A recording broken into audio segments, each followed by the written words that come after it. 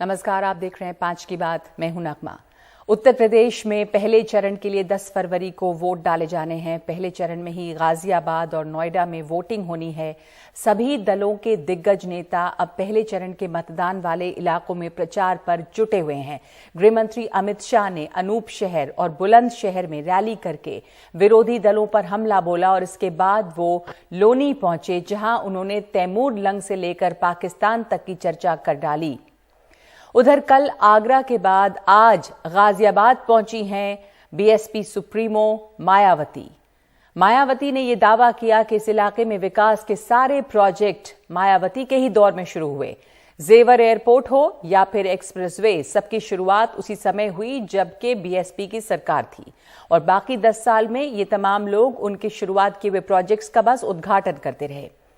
Samajwadi party अध्यक्ष अखिलेश यादव और राष्ट्रीय लोकदल के अध्यक्ष जयंत चौधरी ने बुलंदशहर में प्रेस कॉन्फ्रेंस करके मुख्यमंत्री योगी पर निशाना साधा।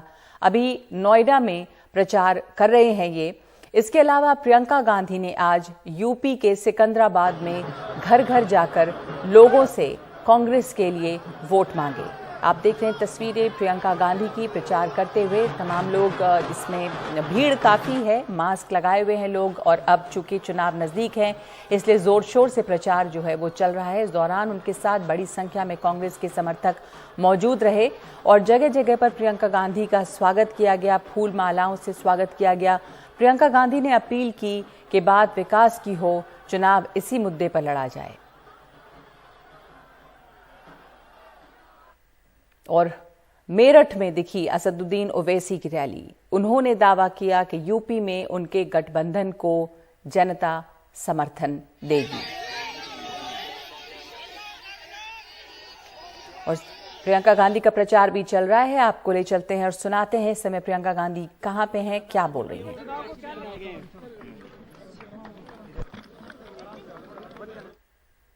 प्रियंका गांधी आज प्रचार में व्यस्त रही। इस समय कुछ पत्रकारों से वो बात करने के लिए रुकी थी, लेकिन जगह जगह जाकर उन्होंने प्रचार की है और तमाम ही बड़े नेता आज उन्हीं इलाकों में है जहां पर पहले चरण में मतदान होना है, यानी कि 10 फरवरी को जहां जहां मतदान होना है। और इसलिए एनसीआर में तमाम बड़े नेता समाजवादी पार्टी के, कांग्रेस के, बीजेपी के तो गृह मंत्री ही प्रचार में जुटे रहे। ये लोग सारे लोग आज जोर शोर से प्रचार में जुटे रहे। गृह मंत्री अमित शाह ने गाजियाबाद के लोनी में समाजवादी पार्टी पर माफिया राज को बढ़ावा देने का आरोप लगाया और कहा कि अगर ये सत्ता में आए तो योगी सरकार में पलायन कर चुके माफिया फिर से सर उठाने लगेंगे।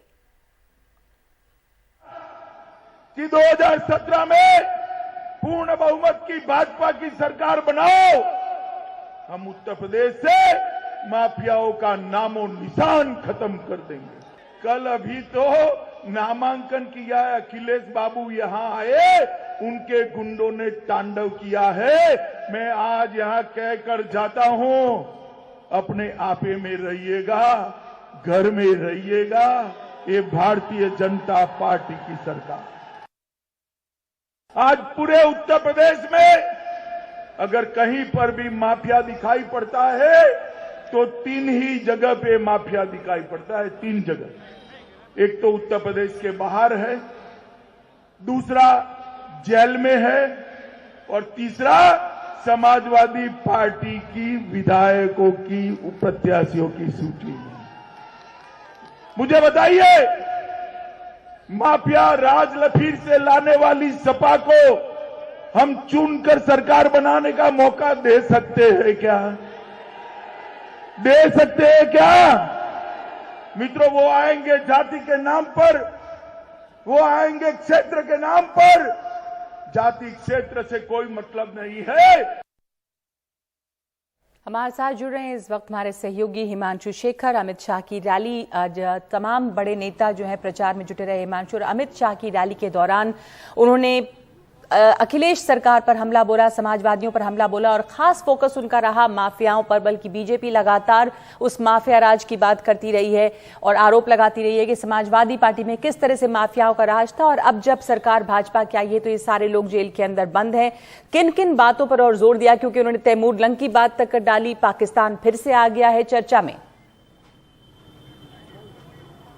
निश्चित तौर पर नगमा, देखिए उनका जो मुख्य फोकस था लोनी इलाका हमेशा से अपराधियों के खौफ की वजह से जाना जाता रहा है, बहुत करीब है दिल्ली से और यहाँ पर एक मुद्दा रहा है अपराधीकरण। और ये दावा किया गया है आज अमित शाह की तरफ से भी और इससे पहले भी बीजेपी के नेताओं ने जो यहाँ चुनावी अभियान जिन्होंने किया है, उन्होंने ये कहा कि योगी सरकार ने यहाँ पर अपराध खत्म किया है। और इसलिए सबसे पहले अपने भाषण में उन्होंने कहा 2022 का जो चुनाव है उत्तर प्रदेश का, वो यूपी के माफियाओं को चुन चुनकर खत्म करने का चुनाव है। उन्होंने कहा 2022 का चुनाव उत्तर प्रदेश को सबसे विकसित राज्य बनाने का चुनाव है। और उनके भाषण में आजम खान का भी जिक्र था, अतीक अहमद का भी जिक्र था, मुख्तार अंसारी का भी जिक्र था। और वो बार बार ये कहते रहे कि यूपी में जब से योगी सरकार आई है, जितने भी बड़े माफिया थे उन सबको जेल भेजा गया है। और अगर एक और मौका योगी जी को मिलता है तो इस बार वो जो माफिया जो बचे हैं उनको भी पूरी तरह से खत्म कर देंगे उत्तर प्रदेश में। तैमूर लंग का जिक्र उन्होंने इसलिए किया क्योंकि ये माना जाता है कि इस इलाके में तैमूर लंग को हार मिली थी और यहाँ पर जो गुर्जर लड़ाके थे उन्होंने तैमूर लंग को हराया था और इसलिए उन्होंने कई बार तैमूर लंग का भी जिक्र किया। देखिए, समझना बहुत जरूरी है कि लोनी क्षेत्र जो है यहाँ पर करीब 36% मतदाता मुस्लिम हैं और अक्सर यहाँ पर वोटरों के ध्रुवीकरण की कोशिश राजनीतिक दलों द्वारा की जाती है। और इसलिए इस बार जब वो यहाँ आए तो उन्होंने ये भी कहा कि अखिलेश यादव 370 हटाने का विरोध कर रहे थे कश्मीर से। उन्होंने ये भी जिक्र किया कि इसके पहले जो यूपीए की सरकार थी वो बहुत नरम थी आतंकवाद पर। जब से प्रधानमंत्री नरेंद्र मोदी आए हैं, आतंकवादियों को हमारे सैनिकों ने पाकिस्तान के अंदर जाकर खत्म किया है। तो मुद्दा यहाँ पर आतंकवाद को भी उन्होंने एक चुनावी मुद्दा बनाने की कोशिश की, कश्मीर को, धारा 370 को। और ये कहा, ये भी आरोप लगाया अखिलेश यादव पर कि वो वोट बैंक की राजनीति के तहत ही धारा 370 हटाने की जो पहल मोदी सरकार ने की उसका विरोध कर रहे थे। और ये एक थीम रहा उनका, तैमूर लंग, पाकिस्तान, धारा 370, सीमा पार आतंकवाद से लेकर जो माफिया राज का उन्होंने जिक्र किया। और साथ में ये भी कहा कि इस इलाके में विकास की भी बहुत बड़ी योजनाएं तैयार की गई हैं। एक और मौका अगर बीजेपी को मिलता है तो इस इलाके का विकास होगा। और यहाँ पर नगमा ये एक थीम भी है कि यहाँ के लोग बहुत निराश हैं कि दिल्ली के इतने करीब वो पिछले कई दशक से यहाँ रह रहे हैं, लेकिन यहाँ पर एक बहुत ही पिछड़ा इलाका है। और मैंने बहुत सारे लोगों से यहाँ बात की है, सभी चाहते हैं कि इस इलाके में विकास हो, लेकिन राजनीतिक भाषणों में जो मुद्दे हैं वो आम आदमी के जो मुद्दे हैं उनसे बिल्कुल अलग नजर आते हैं। बिल्कुल, धन्यवाद आपका हिमांशु। जैसे आपने बताया कि ये लोनी का जो इलाका है वहाँ की उसकी खासियत क्या है, एक तरह से कम्युनल डिवाइड भी वहाँ पे बहुत होता है और मुसलमान वोटर्स वहाँ पर ज़्यादा हैं। इसके अलावा यहाँ पे अपराध भी रहा, तो अमित शाह ने माफिया राज को लेकर लोगों को डराया है कि कैसे समाजवादी पार्टी वापस आएगी अगर तो माफिया वापस लौटेंगे। और साथ साथ तैमूर लंग और पाकिस्तान और धारा 370 तमाम चीजों का जिक्र हुआ। बुलंदशहर में प्रेस कॉन्फ्रेंस के बाद अखिलेश यादव अपने विजय रथ से कुछ ही समय में नोएडा पहुंचने वाले हैं। तो पहले उनकी प्रेस कॉन्फ्रेंस बुलंदशहर में हुई है, उसके बाद वो जो विजय रथ लेकर निकले हैं उसके वहां विजय रथ के साथ ही वो नोएडा पहुंचेंगे। यहाँ वो सपा के उम्मीदवार, नोएडा में जो सपा के उम्मीदवार हैं सुनील चौधरी, उनके लिए प्रचार करेंगे। इससे पहले बुलंदशहर में अखिलेश यादव ने मुख्यमंत्री योगी के गर्मी शांत करने वाले बयान पे भी आज जवाब दिया है और कहा है कि वो हमारे मुख्यमंत्री हैं, कोई कंप्रेसर नहीं है जो कि गर्मी शांत करेंगे। पहले चरण में यहाँ के लोगों ने ऐसी हवा चलाई है कि भारतीय जनता पार्टी और खासकर मुख्यमंत्री जी, उनको समझ में नहीं आ रहा कि क्या कहा जाए। वो हमारे मुख्यमंत्री हैं, वो कोई कंप्रेसर थोड़ी है कि हमें ठंडा कर देंगे।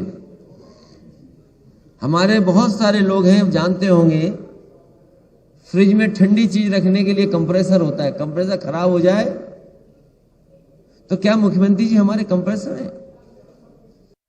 और हमारे साथ जुड़ रहे हैं इस वक्त मेरे सहयोगी रवीश रंजन शुक्ला।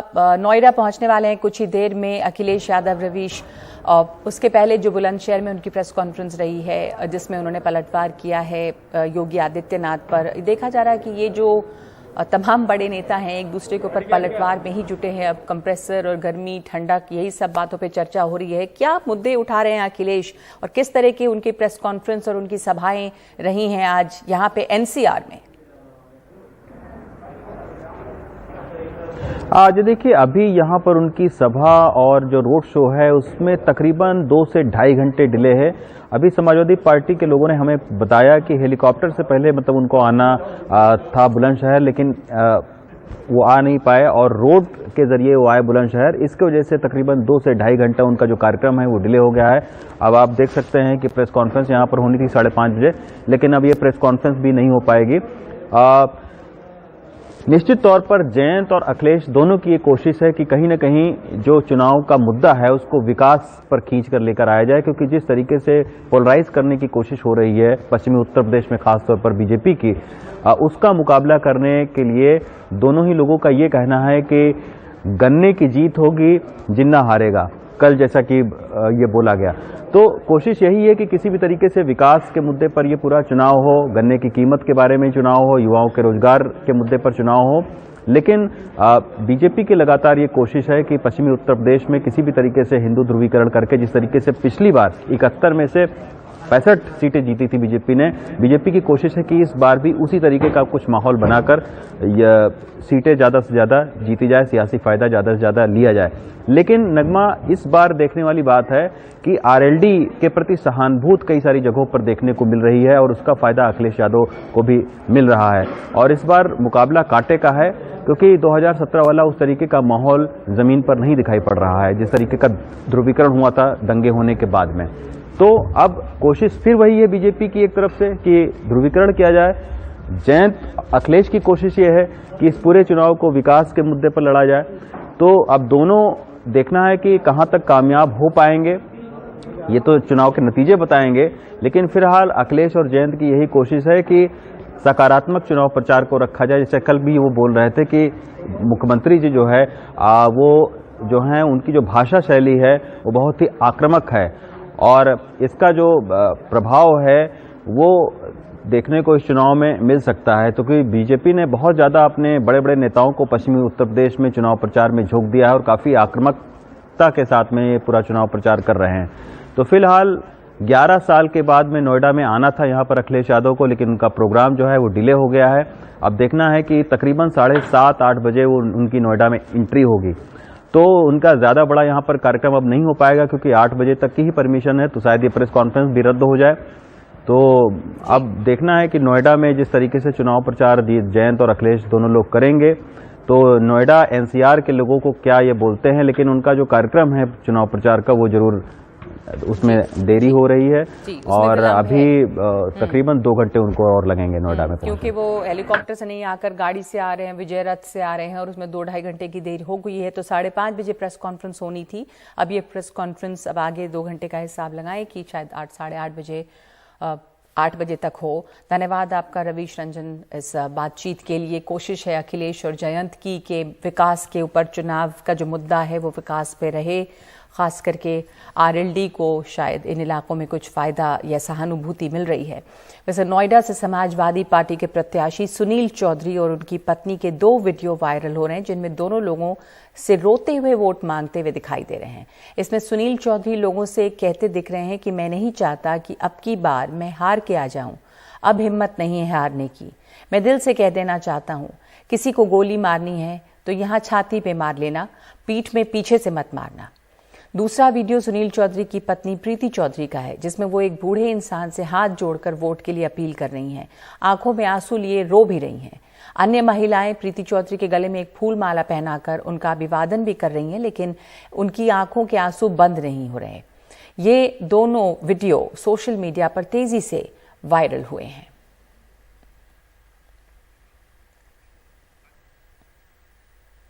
और उत्तर प्रदेश के विधानसभा चुनाव के लिए दूसरे दलों की तरह बीएसपी ने भी अब अपनी कमर कस ली है, क्योंकि मायावती भी मैदान में है। बीएसपी सुप्रीमो मायावती आज गाजियाबाद के कविनगर में चुनावी जनसभा को संबोधित करने पहुंची। बीजेपी और सपा पे हमला बोला, कहा कि बीजेपी की नीतियों की वजह से राज्य में धर्म के नाम पर तनाव और नफरत का वातावरण बनाया जा रहा है। समाजवादी पार्टी पर दलितों पिछड़ों के साथ सौतेला व्यवहार करने का आरोप लगाया है मायावती ने।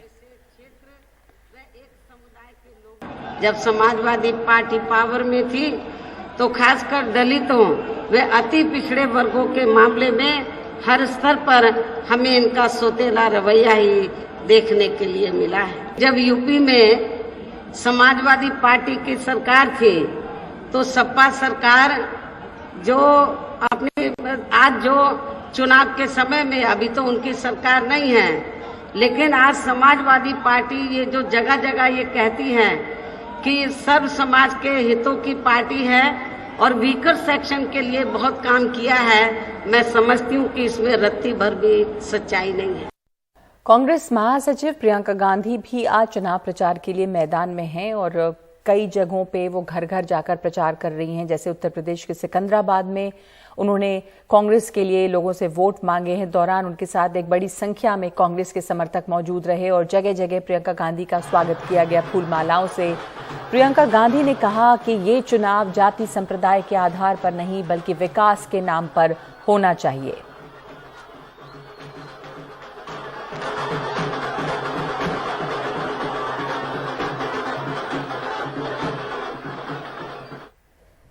और उत्तर प्रदेश विधानसभा की सबसे चर्चित सीट कैराना में एसपी आरएलडी उम्मीदवार नाहिद हसन के जेल में होने के चलते उनकी बहन इकरा हसन ने चुनाव प्रचार की पूरा जो कैंपेन है उसकी कमान अपने हाथ में रखी है। आज अखिलेश यादव और जयंत ने भी इकरा हसन के साथ चुनाव प्रचार किया। हालांकि इकरा ने भी निर्दलीय उम्मीदवार के तौर पर नामांकन भरा था जो खारिज हो गया। नाहिद हसन इस वक्त जेल में बंद हैं। उनके ऊपर दर्जन भर से ज्यादा मामले दर्ज हैं। कैराना सीट पर गठबंधन उम्मीदवार नाहिद हसन के खिलाफ बीजेपी ने पूर्व सांसद और पूर्व मंत्री हुकुम सिंह की बेटी मृगांका सिंह को मैदान में उतारा है। और दिल्ली के मुख्यमंत्री अरविंद केजरीवाल गोवा में हैं। उन्होंने गोवा की जनता से फ्री बिजली और फ्री पानी का वादा किया है। आज गोवा की जनता को संबोधित करते हुए केजरीवाल ने कहा कि उनकी पार्टी अगर इस बार गोवा की सत्ता में आएगी तो 5 साल में सभी को कम से कम 10 लाख का फायदा मिलेगा। उन्होंने भ्रष्टाचार के मामले में बीजेपी और कांग्रेस पर मिलीभगत का भी आरोप लगाया। चुनाव जो है हर जगह अपने परवान चल रहा है और आज लखनऊ की बात करेंगे। और लखनऊ में किसकी बात करेंगे आपको बता दूं कि आज पूजा शुक्ला जी की बात करेंगे। आप पूछेंगे पूजा शुक्ला कौन है, क्यों आप इनसे बात करना चाहते हैं, तो आपको मैं बता दूं कि इनको समाजवादी पार्टी ने टिकट दिया है लखनऊ से और लखनऊ उत्तर से। और क्यों दिया है टिकट, इसकी भी एक कहानी है। 2017 में मुख्यमंत्री योगी जी के काफिले को इन्होंने काला झंडा दिखा दिया था जैसे स्टूडेंट करते हैं और उसके बाद जो है इनको जेल हो गई। 20 दिन करीब इन्होंने ये जेल में रही और जेल से जब निकली तो जब इन्होंने कॉलेज में लखनऊ यूनिवर्सिटी में एडमिशन के लिए कोशिश की तो लखनऊ यूनिवर्सिटी ने कहा कि भाई हम आपको नहीं दे सकते क्योंकि आपने मुख्यमंत्री को काले झंडे दिखाए। अजीब बात है ना। बाद में पूजा को भूख हड़ताल करनी पड़ी और फिर इनका एडमिशन हुआ और अब ये जो है समाजवादी टिकट पर, पार्टी के टिकट पर लखनऊ उत्तर से चुनाव लड़ रही है। पूजा आपका बहुत बहुत शुक्रिया, आपने वक्त निकाला एनडीटीवी से बातचीत के लिए। बहुत धन्यवाद। तो आपकी कहानी जो है 2017 में आप कितनी उम्र की रही होंगी जब आपने काले झंडे दिखा दिए थे और क्या सोच के दिखा दिया था आपने, क्या मामला था?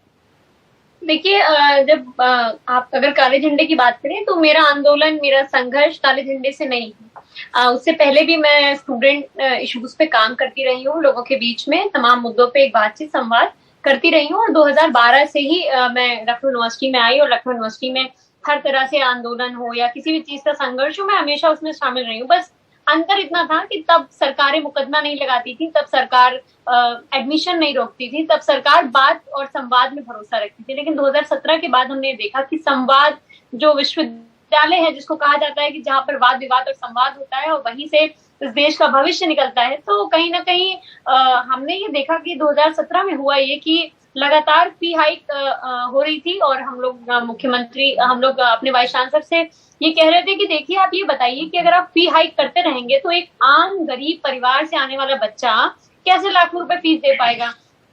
अब वाइस चांसलर का कहना ये था कि सरकार फंड नहीं दे रही है, तो हमने भी कहा कि ठीक है, अगर सरकार फंड नहीं दे रही है तो हम और आप दोनों लोग मिल करके आंदोलन करते हैं और सरकार को फंड देना चाहिए। बट वाइस चांसलर ने मतलब साफ डिनाई कर दिया कि नहीं, मैं इसमें आपकी कोई मदद नहीं कर सकता और जिनके पास पैसा नहीं है वो फंड देना है। तो उसके बाद हम लोगों ने सोचा कि इस देश के अंदर लोकतंत्र है और उत्तर प्रदेश के अंदर भी लोकतंत्र है। हमें नहीं पता था कि उत्तर प्रदेश ने एक ऐसे व्यक्ति को मुख्यमंत्री चुन लिया है जिनको वाद विवाद संवाद में सबसे अच्छा विवाद ही लगता है। और मैं कह सकती हूँ कि इनका सबसे मेन एजेंडा ये है कि जो उनके खिलाफ उठने वाली आवाजें हैं, जो इनसे सवाल पूछने वाली आवाजें हैं, उनको दबा दें। तो जब 2017 में मैंने हम सारे स्टूडेंट्स ने तय किया, ठीक है, मुख्यमंत्री से हम लोग बात करेंगे और वो इस कार्यक्रम में आ रहे हैं, हम लोग बात करेंगे उनसे। तो यूनिवर्सिटी के प्रोग्राम को हम खराब नहीं करना चाहते थे, तो हम लोगों ने ये किया कि मुख्यमंत्री से बात करने की कोशिश की, लेकिन जब छात्रों को पकड़ा गया, मारा गया, तो हम लोगों ने उनको काले झंडे दिखाए और अपना विरोध दर्ज कराया कि लखनऊ विश्वविद्यालय के अंदर यदि गरीब किसान मजदूर का बच्चा पढ़ने नहीं आएगा तो योगी आदित्यनाथ आप भी नहीं आ सकते। तो उसके बाद आपको 20 दिन की जेल हो गई? जी नहीं, 26 दिन की। 26 दिन की, माफी चाहता हूँ। और उसके बाद उसी यूनिवर्सिटी के वाइस चांसलर ने आपको एडमिशन देने से मना कर दिया, ये क्या किस्सा था? जी, यूनिवर्सिटी के वाइस चांसलर, मैंने एडमिशन के लिए जो एंट्रेंस दिया, एंट्रेंस में मेरा सबसे अच्छा नंबर था और मैं बार बार यही कह रही थी कि वाइस चांसलर से कि यदि मेरा नंबर अच्छा नहीं है तो आप मेरी कॉपी डिस्क्लोज कर दीजिए, पूरी दुनिया देखेगी। मैंने ये भी कहा कि आप मेरी लिखी हुई कॉपी आप मीडिया के सामने ले आइए, पता लग जाएगा कि मैंने एंट्रेंस क्वालिफाई किया है कि नहीं किया है। लेकिन वाइस चांसलर इस पर तैयार नहीं हुए और प्रॉक्टर साहब का बयान आया कि वाइस चांसलर साहब ने ये कहा है कि क्योंकि इन्होंने मुख्यमंत्री को काला झंडा दिखाया इसलिए इनको हम एडमिशन नहीं देंगे।